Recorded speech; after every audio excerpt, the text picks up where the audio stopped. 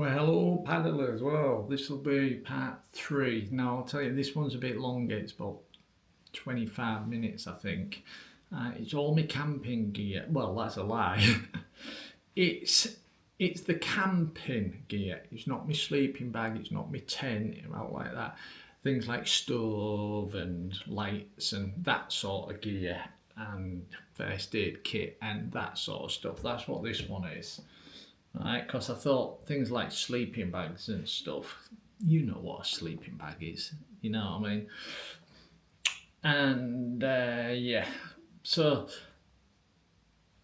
I want to mention one thing that, because I've already actually recorded the gear, right? But I forgot to mention something which personally I believe is quite important. Now, as you know, I'm going to be on a lock, right? Now, even though it's an enclosed water, and if you fall in, if you keep swimming, sooner or later you're going to hit the shore, right? So you don't need like a VHF radio to call for assistance, call for not like being in the sea. You get me? It's not like being in the sea. Right. Now, on land, some people, when they're hiking through there, they take them Garmins, right? And if they fall over, break the leg, they press a button and the rescue team comes out and stuff. Well, for me, for what I'm doing, I looked into them. They're about £300 to buy, for starters. And then there's like a monthly subscription. And it's not as if I go hiking all the time and stuff like that. So it'd be pretty useless to me.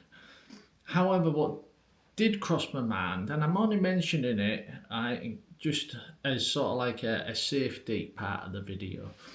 Right, what I did think about was what happens if I'm on a secluded area, right up the loch, nobody about, I fell, I broke my leg or something, I'd grab my phone, call for emergency services, and they might say, exactly where are you? Now, yes, you can get GPS coordinations and stuff, but if I happen to be in a lot of pain, you know the way your brain works. So that's where them Garmins, you see, they have like a GPS. You press the button and they know where you are. You get me? So they're great for if you're doing long hikes and stuff like that. But yeah, so I'm in my situation, so I thought I wanted something just for that emergency where something major's happened, but I'm not quite with it. I can't explain exactly where I am. So what I can do, if in that situation, I could simply say, follow the smoke. And I got myself a smoke flare. Right? These aren't toys. I see people on YouTube using these as like toys. They're alright for displays and stuff, and they use them in the movies and stuff for smoke effects and things like that, yeah. But they're not toys. It's an explosion, basically, let's be honest. It's an explosion, right? Sets off a little pop and smoke comes out. So at least anyway, in an emergency, I can say, follow the red smoke, and I can set this off, right, and people will know where I am.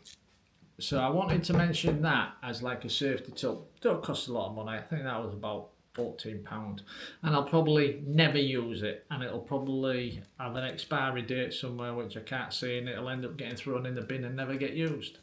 Right, but I wanted to mention it's always best to have some type of emergency backup. It's fine having your phone in a situation like me. Like I said, I don't need one of them Garmin things, right? I'm not hiking 600-700 miles into the wilderness, and if I get lost, I don't know where I am, so I can press a button and the rescue services will come. I don't need that. I'm on a lock. But just in that extreme situation where I'm extremely injured and I'm not quite with it, but I've managed to dial for emergency services, I can simply say, get to the lock, follow the red smoke type thing. So it's just as an emergency backup, but I thought I'd mention it. Right. in case you're doing something similar, think about something along these lines or like that. Anyway, right, let's jump on. I said this was going to be a longer video. Right, let's go look at my camping gear then and take a look at my knives, my saws, my tables, and you get the gist. Okay then, I'll catch you in the next video and I'll see you later. Cheers.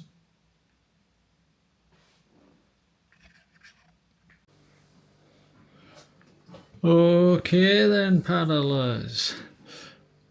Camping gear. Let's take a look at what I'm taking. Now, I'm not necessarily going to take every bit of this. Alright, I'll give you a for instance anyway. Alright, we've got 2 tables here. Alright, I'm not at the moment 100% which one I'm taking. Alright, not going to take them out to show you. You're going to see them during my holiday anyway. But this particular one is roughly that high off the ground, right? This particular one, right, is almost like a full-size table. It's a good 2 foot off the ground, and it's a lot bigger and wider. Right, but do I need something a lot bigger and wider? Will that one do? I haven't really decided yet, so it's sort of like one or the other. Right, decent pair of gloves. And I don't mean these, this isn't anything to do with paddling. Apart from one thing actually that I just spotted. What's on here is for actual camping. A decent pair of gloves basically for picking up wood and carrying wood and things like that, or maybe a hot pot, or something like that. So a decent pair of gloves. Talking about wood, a good saw for chopping up dead wood and stuff. Come across a dead tree, need a fire, you need a decent saw. Simple as that. So saw I'll definitely be taking. And once again, I am taking this, and I may take this one, because this is actually a saw as well, slash bloody baton almost. It's quite a special saw. It doesn't weigh much, and obviously it'll slide in the boat somewhere. But it all comes apart and then goes together like a jigsaw puzzle, and you've got another saw, but I may take that. Sharpening stone, not important. Let me come round this side now. Whoops. A decent bushcraft knife. Now, I know this isn't exactly like living off the land type thing, but you still should always have some sort of decent knife with you. Now, this is a really good knife, right? Full tang, which means it's one full piece of steel, right? Ideal for like chopping small bits of wood, whatever, but for many other uses. But you should always have some sort of a really good survival bushcraft type knife, because this will basically do everything and anything. Okay then. I'm also taking this knife, but it's not just a knife, it's a complete survival kit in one. It's I don't mean to sound clever or funny here or like that. I'm not trying to sound clever, but it's sort of like one of the best you can get. Right, you got a pair of pliers, and these are like them little thin pinchy ones that you get in some of these sets that bend. This is like a solid plier. Right, you've got saws, blades, spanners, yeah, everything and anything. You've got an entire toolkit there. And also a knife if you need one.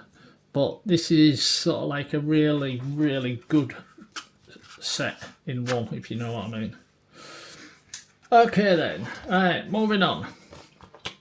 What do you think that is? This is actually my shovel.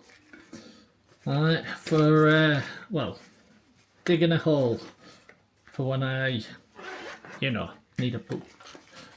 It's basically very small, military style. I have to emphasize the word style because this is like the cheaper stuff. And basically, you can, there you go, I won't screw the handle on. You've got a little sewing edge, right? Well, that a lot of people think like these saw edges are for cutting wood. They're not. It's for sawing into the ground. Right, when the ground's say frozen or solid, that's what the saw's for sawing through the mud. It's not for sawing wood. For some strange reason, there's a can opener on this. Like I said, this is sort of like military style, like the pickaxe had. Right, could use that for literally scraping rocks and loose little gravelly bits and stuff, but it's not exactly a pickaxe. But yeah, so shovel. Right, for well, for what I've just said. Not going into that any further.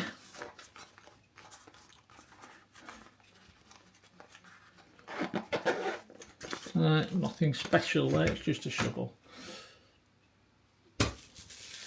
Camping set. I'm not going to get it out. It's frying pan, couple of pots, right? Pots and pans basically. Right, decent set. Luxury item that I do not need. Right, because I can boil water in there. Luxury item I may take if I can find the room. It's a kettle. It's just a small little camping kettle, which would be great for me when I'm having a coffee, but it's not a necessity. It's just a luxury. Okay, so that's a luxury item. What is a necessity is my camp stove. Whoops. I'll go into more detail when I'm out. I'll basically just show you most of the stuff. So you see that's an adapter for different gases, and I don't want to start trying to, like in here, it's a 3 burner. Might as well get it out and show you. It's a 3 burner camp stove. Right, it has, if I get that round, these pull out so you've got loads of room to put your pans on, you see. Right, and then also underneath, you get in the gist, you've got legs and stuff, but it's a 3 burner, which helps for when it's windy. Yes, you can have a windshield round, but when it's windy, if the wind's blowing that way, don't matter if that burner is blowing across because you've got 2 more, and you get the gist. Right, so we've got a 3 burner stove, which actually comes with its own ignition. This isn't absolutely everything I'm taking, because you have to understand. I mean, if you notice, there's no gas bottle on here. Ow, there's no gas bottle on here. Right, so there's a few extra little bits, right, that you can't see basically because I ain't got them out here. This is so you get the general gist of just about everything I'm taking.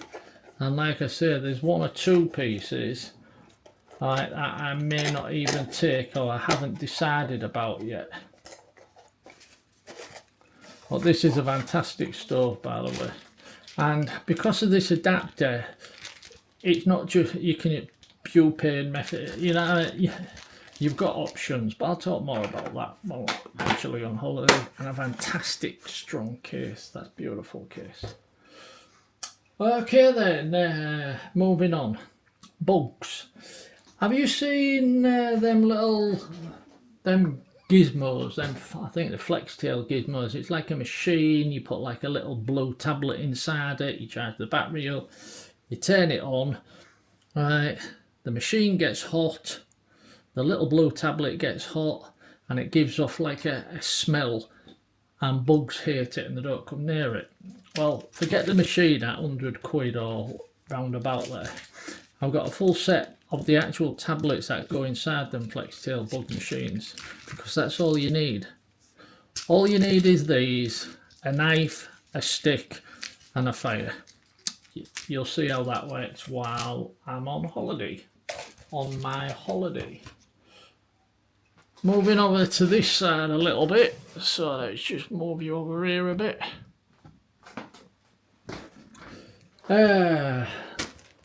Washing. Here, bet you don't guess what that is. It's actually a toothbrush. Okay, toothpaste I haven't packed yet. Alright, this is for washing. Alright, the little tablets, when they get wet, they expand into like a cloth, so you've got wet cloths, so that's getting washed. Where are we? I'll show you these while we're here. Don't know how they ended up on this section because this is more about the boat. These are just safety lights for my boat that I can either fasten to me or fasten to the back of the boat, and you turn them on and you get the gist. Right now, why have I got lights on? You're not going to be pedalling at night, are you, George? No. Well, one thing, well, there's two things, right, you should know about Scotland. Two things. One, it's absolutely beautiful. Two, the mist can come down in a blink of an eye. You can literally be walking in the middle of nowhere, sunny day, then all of a sudden you can't see 5 foot in front of your frigging hand. 5 foot in front of your face, I should say, because the mist has just come in. Now, if I'm in the middle of the loch in my kayak and that mist just rolls in, I want to be able to let people know I'm there, hence the lights. Right? Because on the loch, most of it, there's no speed limits for boats and jet skis and stuff. Certain areas there is, but most of it, there's no speed limit. So you get boats and jet skis flying around there. So if that mist does come in, I want to make sure people can see me. Right? Bottle for water. Water purification tablets. Also taking the B3.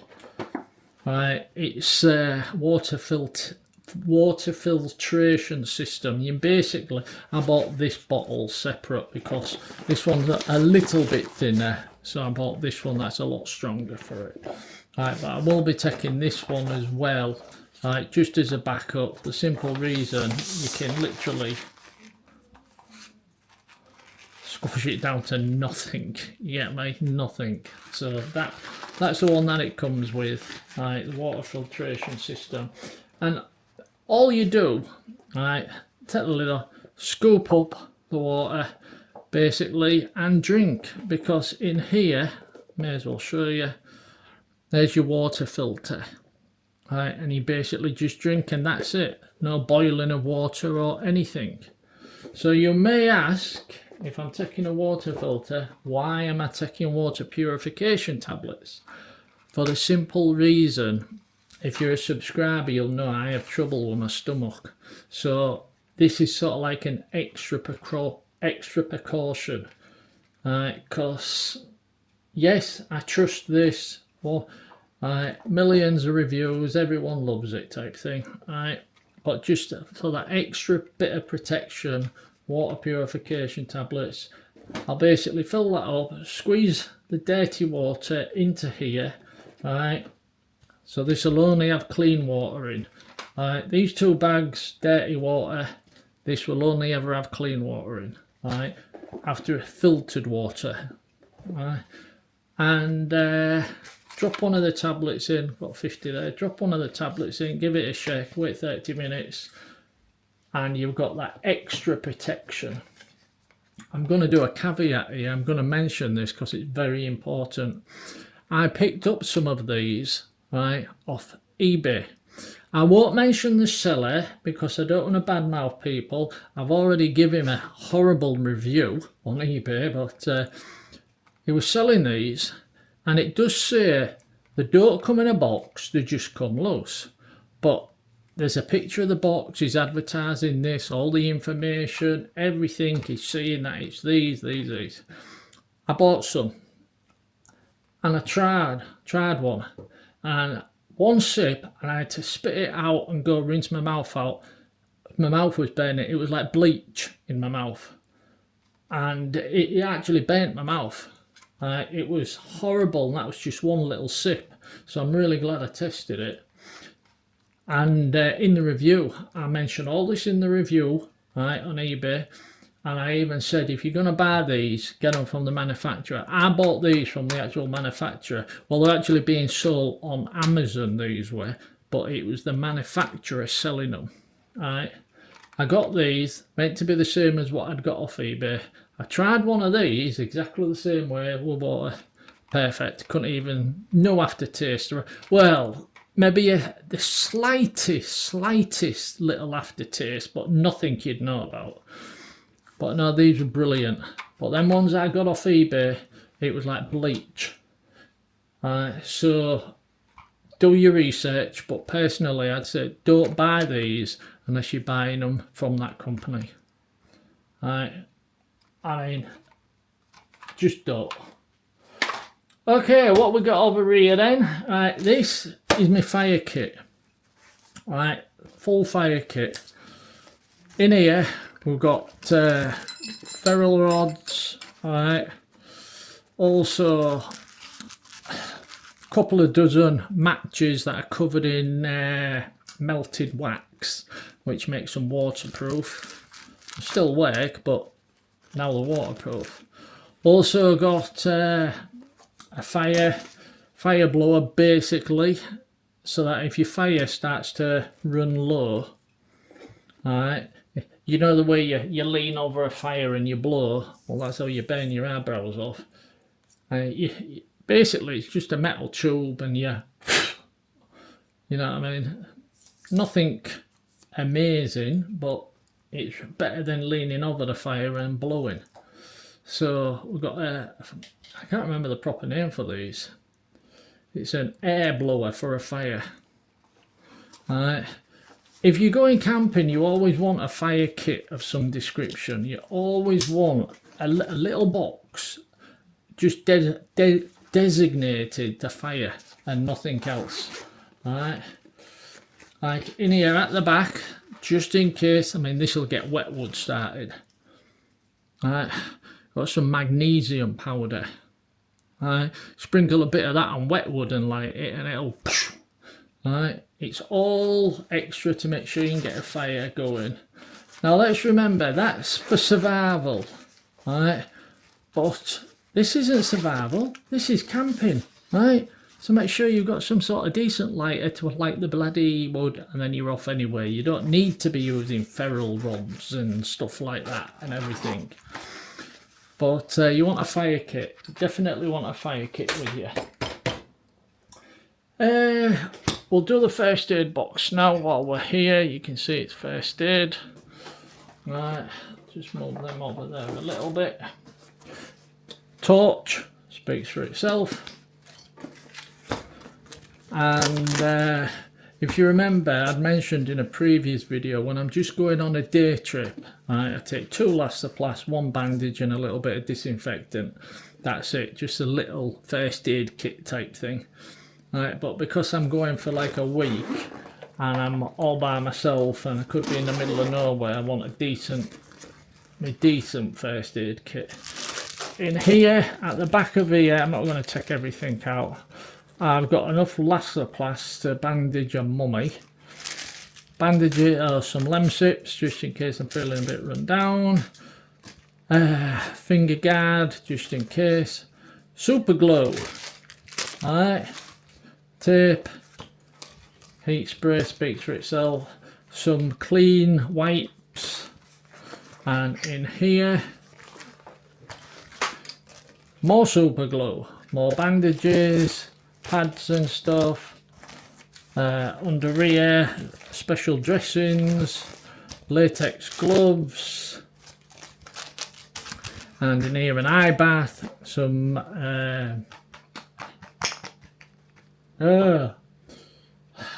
like a disinfectant if you got bit by someone. I can't remember the bloody correct name for it, but all that's in there. Enough first aid gear to last a bloody year, let alone a week. But yeah, so that's my first aid kit. Oh, in case you're wondering, because I know somebody will say, why you got super glue in your first aid kit? It's the best thing you can have with you, alright, for first aid. You cut yourself, forget grabbing Elastoplast and stuff. You cut your finger, say with your knife, you've cut your finger, alright. You squirt super glue on it, hold it together, it'll stick and heal, and then wrap a little Elastoplast around it then, alright. Because you can't exactly pop to your local hospital and have stitches done, can you? Not there and then. That's something you might have to go look at when you get back. If the cut's bad enough, you might need stitches. But while you're out and about, super glue, straight on your open cut, hold it in till it sticks. It'll stick together. Then a little bandage, Elastoplast, whatever. And then that way, well, you've sorted out. Right, moving on to this side. Right, in here on this bag we've got just a little torch. I'm not going to turn it on, it's a torch. Inside this bag we've got a head torch. You don't need to see that. Also got a little solar power torch here. This is a cheap thing, I'll tell you right now. Right, this is cheap, but it's good enough. It's, you know what I mean. You've got yellow, right, which is good like for night filming. You've got a hell of a bright light there, right, and on this side you've got a big bright light. It's like solar power. Right, so that's just a cheap little torch, nothing important. I've also got a wind-up torch. Because that one's batteries, by the way. I know I said solar power, but it probably takes six hours to charge for a 2 minutes use. A wind-up torch, right, just for emergencies, right, which happens to also have a solar power panel. But what I like about this is, look, you can actually just keep that clipped on your belt. So sort of like if you go for a walk into the woods in the middle of the night because you need a pee. You can take this way, just clip it on your belt, and you know you've always got some sort of torch to get back. Gorilla tape, alright, 2-inch Gorilla tape. Now I could spend the next 20 minutes telling you 100 different uses for this stuff, alright, so I'm not even going to try. Use your imagination. Repairs, even as a band-aid, right? Bandage, you get, there's 1,000,001 different uses for tape, but a good tape, and that's why I got the good thick, good strong 2-inch Gorilla tape. Camp lights, right, you can hang these anywhere and all you do is pull down, and you've got lanterns, you get me, and you can put them anywhere, and you got a couple of decent lanterns there that pack away nice and neat. Okay, now got something a little bit different here, glow sticks, right, you know the things that you break, shape, glow sticks, right. Surprisingly these can come in handy for a lot of different things. One, let's say in an emergency I have to go paddle a boat at night. Yes, I've got them 2 lights, but I could break a few of these because I'm actually taking 2 packets of these. But I could break a few of these because they last about 6 hours, and just secure them to the side of my boat, and I'll shine up like mad. Plus also just to hang one on your tent, on the inside of your tent during the night, if you want a bit of light rather than using batteries and stuff. There's enough light in there, right? So lots of different reasons. Now this I may take, I may not take. This is really if you're going for a week or 2 and really camping, and no, it's not for chopping down trees or out like that. I'm not thinking about taking an axe to go chopping down trees. It's basically for I'm not going to get it all out, for any dead wood, for fire and stuff like that. If there's any thick pieces, rather than trying to cut slices off it to break it down. Obviously with an axe you can break it down in one go, but I'll probably not take this, to be honest. I might not, but I probably won't. But at the same time, I might. Right, moving on. This definitely won't. Come in handy for a lot of different things. All it is a bucket, a waterproof bucket. I know. Why do you need a waterproof bucket? Well, I'm going to be having a fire, right? So when I want to turn in for the night, make sure the fire's out, just go get a bucket of water straight in. Plus, trying to think. Yeah, I suppose in the middle of the night you could use that as a little low to pee in. But no, a little bucket that folds up flat. Got its own little bag, so in a sense you could use that for something else. But yeah, so a little bucket, and yeah, these are me sort of like camping essentials. They're not everything, like say you don't see a chair here out like that or out, but you don't need to see stuff like that. I mean, yeah, I'm taking a chair, big whoop, you'll see a chair. Right, these are the sort of like bits I wanted to show you because some bits you might be confused about, I might want to ask a question. Some bits you just might have been interested to know what I'm taking.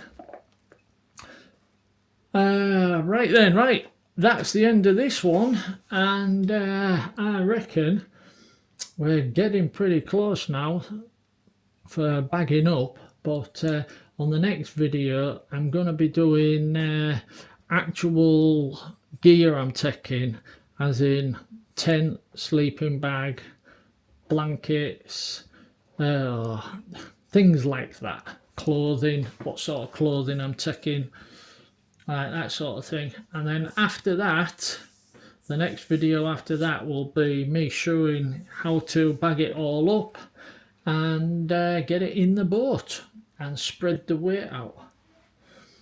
Okay then, paddlers, hope you enjoyed this one, and watch out for the part 3. No, this was part 3. Part 4, same time, same place tomorrow night. Okay, cheers.